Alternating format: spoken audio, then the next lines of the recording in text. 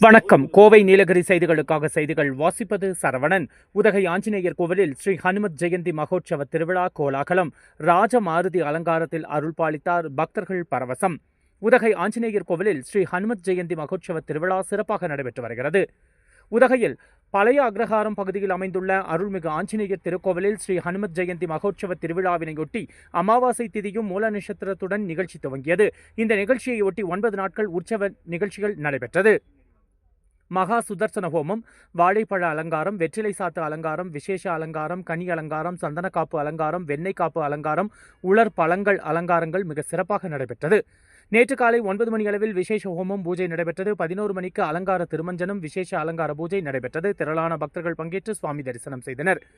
இந்நிலையில் இன்று அதிகாலை 6:30 மணிக்கு ஹனுமத் ஜெயந்தி ராஜமாருதி அலங்காரத்தில் அருள் பாலித்தார். தொடர்ந்து இன்று பிற்பகல் 3 மணிக்கு திருவீதி புறப்பாடு நிகழ்ச்சியுடன் விழா நிறைவு பெறுகிறது.